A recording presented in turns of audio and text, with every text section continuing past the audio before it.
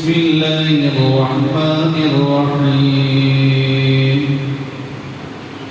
إن فرعون علا في الأرض وجعل أهلها شيعا يستضعف طائفة منهم يذبح أبناءهم ويستحيي نساءهم إنه كان من المفسدين ونريد أن نمن على الذين استضعفوا في الأرض ونجعلهم أئمة ونجعلهم الوارثين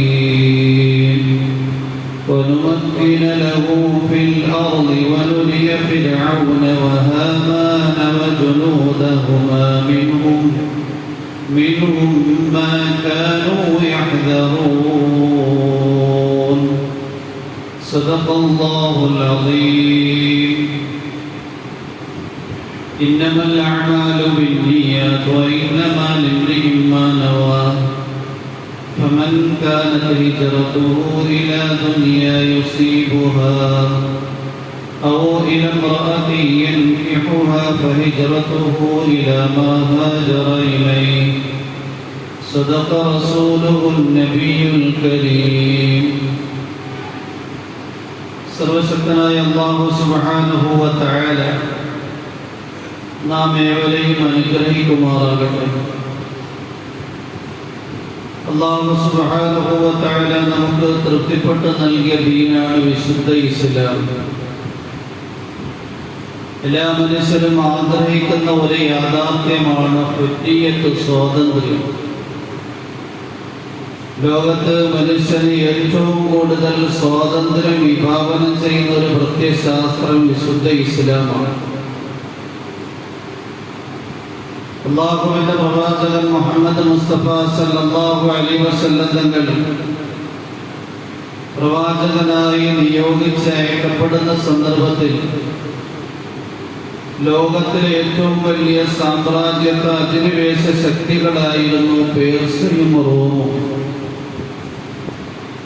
പ്രവാചകൻ മുഹമ്മദ് മുസ്തഫ സല്ലല്ലാഹു അലൈഹി വസല്ലം തങ്ങൾക്ക് ശേഷം ഖുലഫാഉർ റാഷിദീങ്ങളുടെ കാലഘട്ടമായപ്പോൾ റോമും പേർഷ്യയും ഒക്കെ ഇസ്ലാമിന് കീഴടങ്ങുകയുണ്ടായി.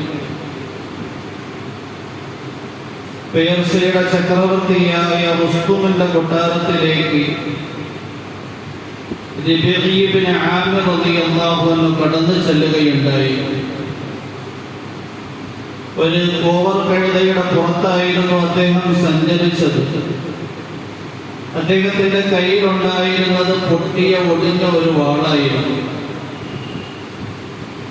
ലോകത്തിലെ ഏറ്റവും വലിയ സാമ്രാജ്യത്തെ ശക്തിയായ പേർഷ്യയുടെ ചക്രവർത്തി റുസ്തുമിന്റെ അടുക്കലേക്ക് റബീഇ ഇബ്നു ആമിർ റളിയല്ലാഹു അൻഹു സാധാരണ വേഷത്തിൽ കടന്നു ചെന്നിട്ട് ആദ്യം പറഞ്ഞത് അല്ലാഹു ബതഅസന لنخرج العباد من عبادة العباد إلى عبادة الله وحده ومن ضيق الدنيا إلى سعة الآخرة ومن جور الأديان إلى عدل الإسلام. അല്ലാഹു ബതഅസന, അല്ലാഹു നമ്മെ നിയോഗിച്ചയച്ചിരിക്കുകയാണ് لنخرج العباد من عبادة العباد, മുഴുവൻ മനുഷ്യരെയും അടിമകളുടെ അടിമത്വത്തിൽ നിന്ന് മോചിപ്പിക്കാൻ വേണ്ടി, എന്നിട്ട് അല്ലാഹുവിന്റെ അടിമത്വത്തിലേക്ക് ജനങ്ങളെ ക്ഷണിക്കാൻ വേണ്ടി. ലോകത്ത് അധിവസിച്ചിരുന്ന ജനങ്ങളൊക്കെ തന്നെയും രാജാക്കന്മാരുടെയും കുടുംബക്കാരുടെയും ഗോത്രക്കാരുടെയും നേതാക്കന്മാരുടെയും വ്യത്യസ്തമായ വീക്ഷണങ്ങളിൽ നിർബന്ധിതരായി നിലകൊള്ളേണ്ടി വരുന്ന ഒരു സന്ദർഭം. റബീഇ ഇബ്നു ആമിർ റളിയല്ലാഹു അൻഹു പറയുകയാണ്, ഇങ്ങനെ അടിമകളുടെ അടിമത്വം, മനുഷ്യരുടെ അടിമത്വത്തിൽ നിന്ന് രക്ഷപ്പെട്ട് അല്ലാഹുവിന്റെ അടിമത്വത്തിലേക്ക് ക്ഷണിക്കാൻ വേണ്ടി ഞങ്ങൾ വന്നവരാണ്. വമിൻ ദീഖി ദുനിയ ഇലാ സഅത്തിൽ ആഖിറ, ദുനിയാവിന്റെ ഇടുക്കങ്ങളിൽ നിന്നും പാരത്രിക ലോകത്തിന്റെ വിശാലതയിലേക്ക് ജനങ്ങളെ നയിക്കാൻ വേണ്ടി.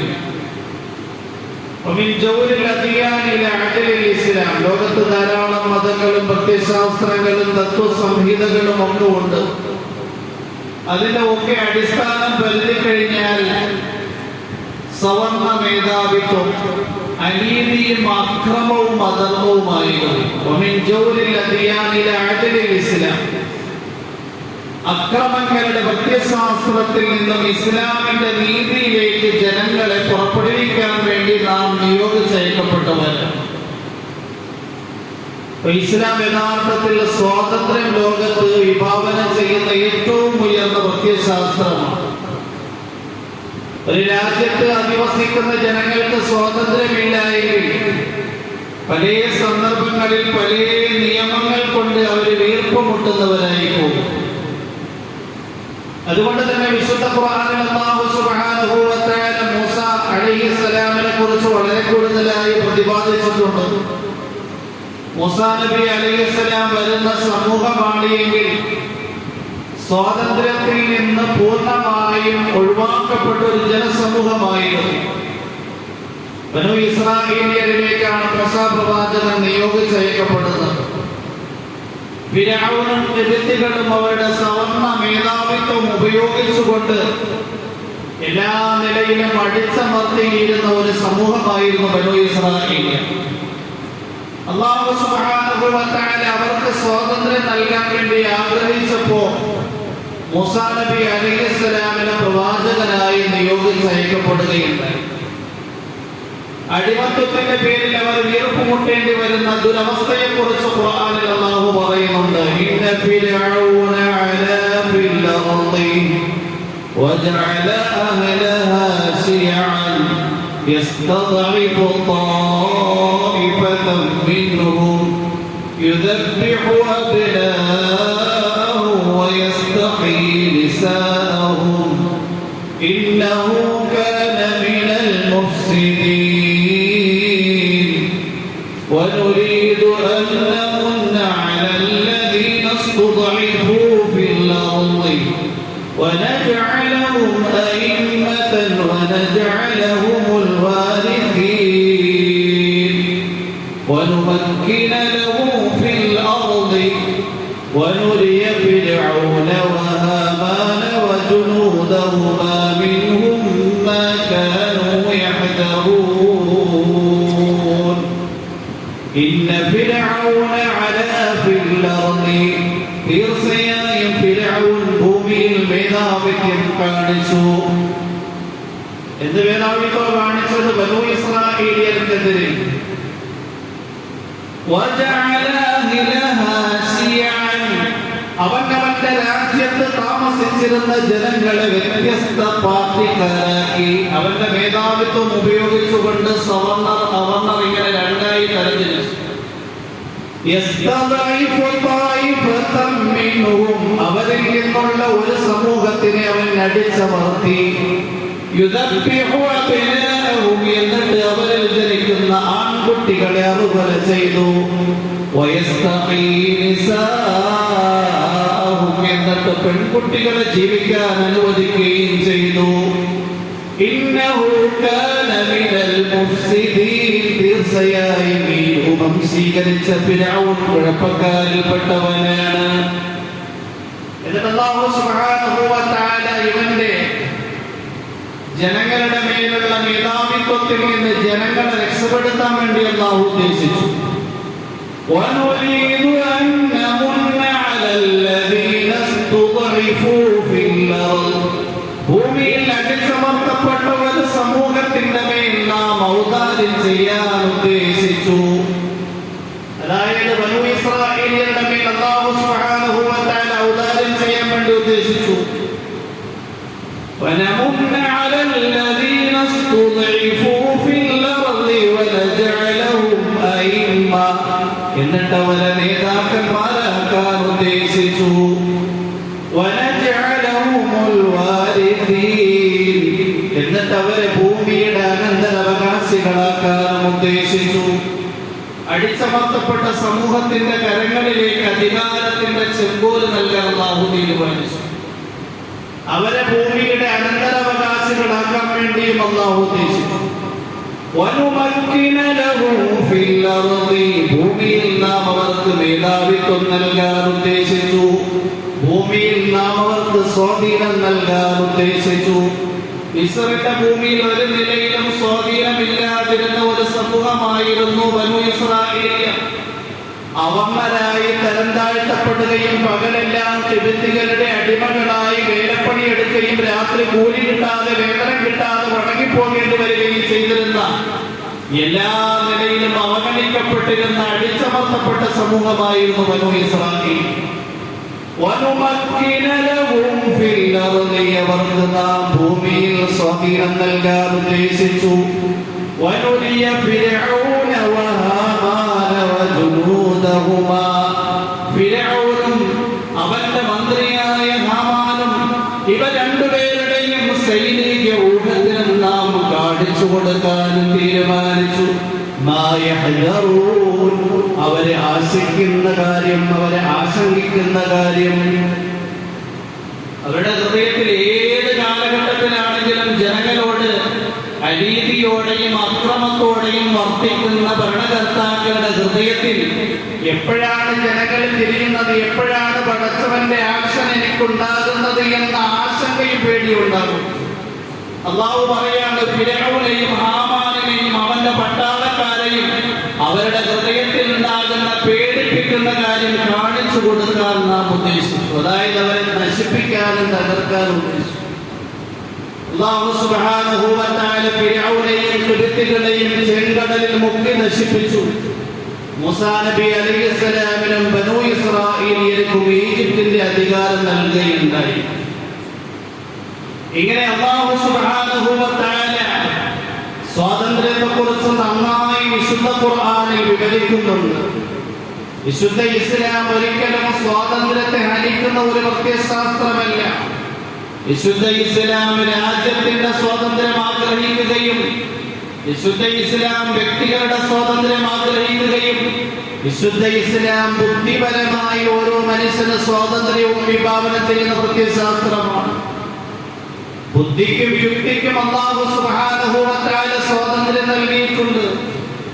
ആ സ്വാതന്ത്ര്യം ഉപയോഗിച്ചുകൊണ്ട് യുക്തിയും ബുദ്ധിയും ഉപയോഗിക്കാനുള്ള അവകാശവും അല്ലാഹു ഭൂമിയിൽ അധിവസിക്കുന്ന മനുഷ്യർക്ക് നൽകിയിട്ടുണ്ട്.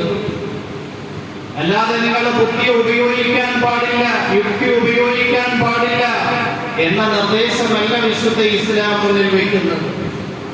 ഖുർആനിൽ അല്ലാഹു സുബ്ഹാനഹു വ തആല അവന്റെ സജ്ജനങ്ങളായ ദാസന്മാരെ കുറിച്ച് സൂറത്തുൽ ഫുർഖാനിൽ വിശദീകരിക്കുന്നിടത്ത് പറയുന്നത് തന്നെ, വല്ലദീന ഇദാ ദുഖിറൂ ബിആയാതി റബ്ബിഹിം ലം യഖിറൂ അലൈഹാ സുമ്മൻ വഉമിയാന.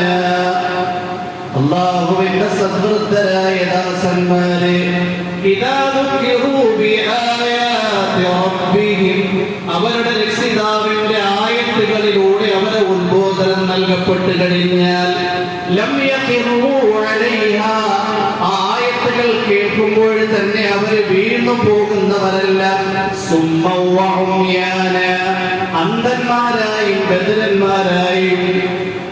അതിനെക്കുറിച്ച് കൂലങ്കഷമായി ചിന്തിച്ചുകൊണ്ടായിരിക്കണം അവർ കാര്യങ്ങൾ ഉൾക്കൊള്ളേണ്ടത്. കാരണം എല്ലാ വിഭാഗം ആൾക്കാരും ഇസ്ലാമിനെ വിമർശിക്കാൻ പലപ്പോഴും ഉപയോഗിക്കുന്ന ഖുർആനിലെ ആയത്തുകളായിരിക്കും. ഇസ്ലാമിന്റെ ഉള്ളിൽ തന്നെ ഉള്ള ധാരാളം നവീന ആശയക്കാരും ഖുർആനിലെ ആയത്ത് തന്നെയായിരിക്കും അവരുടെ ആശയങ്ങളും അവരുടെ ആദർശങ്ങളും ഒക്കെ സ്ഥിരപ്പെടുത്തുന്നതിന് വേണ്ടി ഉപയോഗിക്കുന്നത്. അല്ലാഹു പറയണം, ആ സമയത്ത് നിങ്ങൾ ആരെങ്കിലും ഓതുന്ന ആയത്ത് കേട്ടുകൊണ്ട് അവരുടെ പ്രസ്ഥാനങ്ങളിലേക്ക് അവരുടെ വീക്ഷണങ്ങളിലേക്ക് ചെന്ന് കൊടുത്തന്നെ ചാടിക്കളയരുത്. അതിനെക്കുറിച്ച് കൂലങ്കഷമായി ചിന്തിക്കും.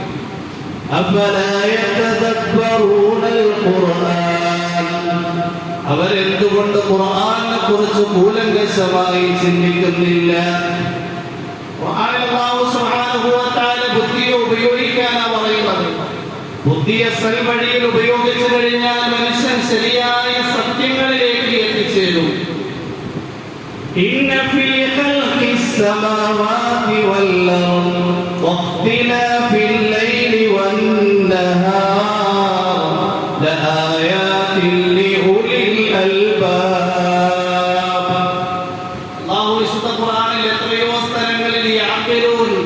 ബുദ്ധിയുള്ളവർക്ക്, യതഫക്കറൂൻ ചിന്തിക്കുന്നവർക്ക്, സൽബുദ്ധിയുള്ളവർക്ക്. ഇന്ന ഫീ ഖൽഖിസ് സമാവാതി വൽ അർദ്, തീർച്ചയായും ആകാശഭൂമികളുടെ സൃഷ്ടിപ്പിലുണ്ട്. വഖ്തിലാഫിൽ ലൈലി വൻ നഹാരി, രാപകലുകൾ മാറി മറിഞ്ഞു വരുന്നതിലുണ്ട്. ലആയാത്തിൻ, ദൃഷ്ടാന്തങ്ങളുണ്ട്, തെളിവുകളുണ്ട്. ലിഉലിൽ അൽബാബ്, സൽബുദ്ധിയുള്ളവർക്ക്. യഥാർത്ഥത്തിൽ ഇതൊക്കെ അല്ലാഹുവിന്റെ അസ്തിത്വത്തിലേക്ക് മനുഷ്യരെ നയിക്കുന്ന ബുദ്ധിപരമായ തെളിവുകൾ.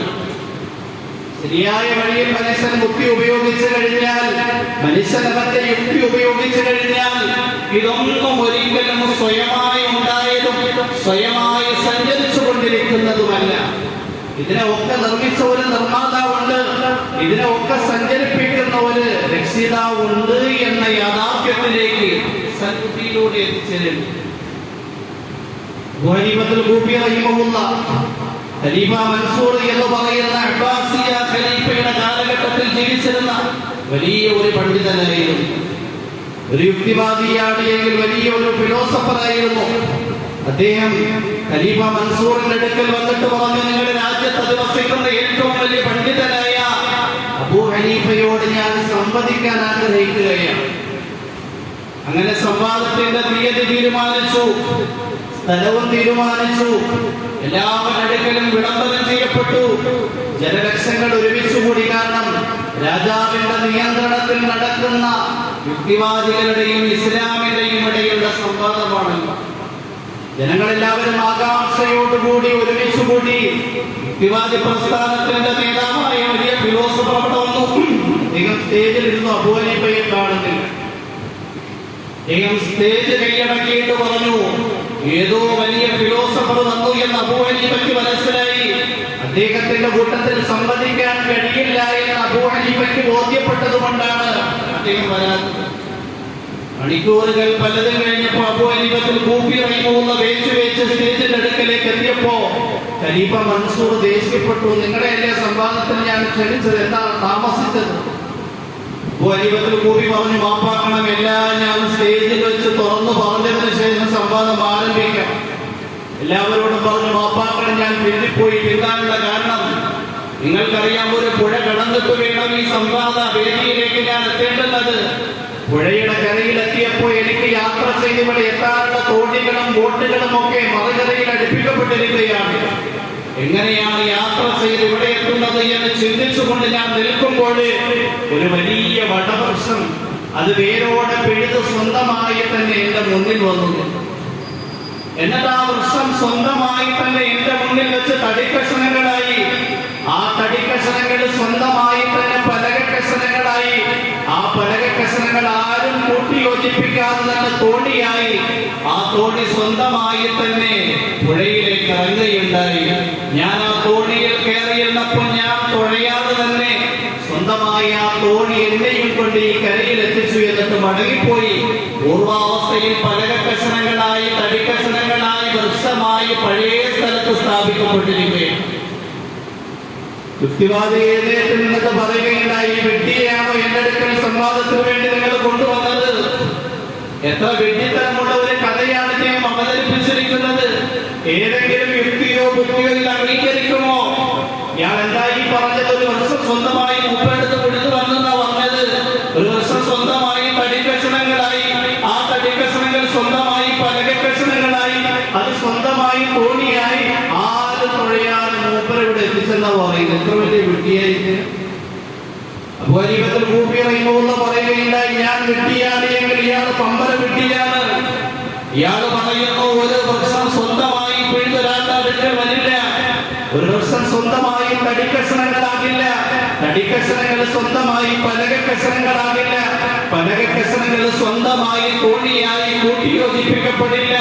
ഒരു തോണി ഒരു മനുഷ്യരെയും കൊണ്ട് സ്വന്തമായി പുഴയിലൂടെ യാത്ര ചെയ്യില്ല എന്നാണ് എങ്കിൽ ബൃഹത്തായി ഭൂമി, താരനിബിഡമായ നീലാകാശം, തിരതല്ലുന്ന സമുദ്രം, സൂര്യന്റെ ഉദയവും അസ്തമാനവും, ചന്ദ്രന്റെയും സൂര്യന്റെയും നക്ഷത്രങ്ങളുടെയും ഉദയം, മഴയും വൃക്ഷലതാദികളും ഒക്കെ ആരും നിർമ്മിക്കാതെ സ്വന്തമായി ഉണ്ടായി സ്വന്തമായി ഇങ്ങനെ സഞ്ചരിച്ചുകൊണ്ടേയിരിക്കുന്നു എന്ന് വാദിക്കുന്ന ഇദ്ദേഹം വമ്പന വിജയം. അപ്പോഴത്തെ പരാജയം സംഭവിച്ചു. ഇസ്ലാമിലേക്ക് കടന്നു വരാൻ തയ്യാറായി. യഥാർത്ഥത്തിൽ നമ്മുടെ നഗ്നനേത്രങ്ങൾ കൊണ്ട് കാണുന്ന ഈ പ്രപഞ്ചം നാം ശരിയായ ബുദ്ധി ഉപയോഗിച്ചുകൊണ്ട് വിചിന്തനം നടത്തി കഴിഞ്ഞാൽ ഇതിന്റെ നിർമ്മാതാവിലേക്ക് എത്താവുന്നതേ ഉള്ളൂ. അല്ലാഹു പറയുന്നത്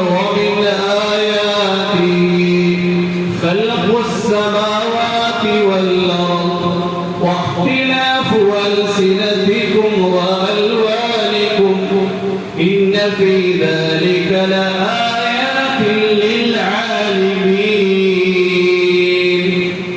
ومن آياته അല്ലാഹുവിന്റെ അസ്തിത്വത്തിന്റെ തെളിവുകളിൽ പെട്ടതാണ് അല്ലാഹു ഉണ്ട് എന്നറിയിക്കുന്ന മഹാസത്യങ്ങളിൽ പെട്ടതാണ് ഖൽഖുസ് സമാവാതി വൽ അർളി ആകാശഭൂമിയുടെ സൃഷ്ടിപ്പ് വഖ്തിലാഫു അൽസിനതികും നിങ്ങളുടെ ഭാഷകൾ വ്യത്യസ്തമായി എന്നതും.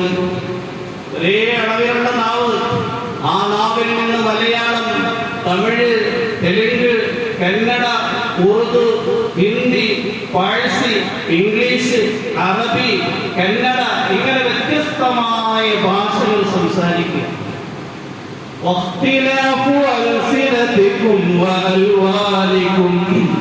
നിങ്ങളുടെ നിറങ്ങൾ വ്യത്യസ്തമായി എന്നതും. ഇന്ന് ലോകത്ത് 800 കോടി മനുഷ്യരുണ്ട്, 800 കോടി ഡിസൈനുകൾ.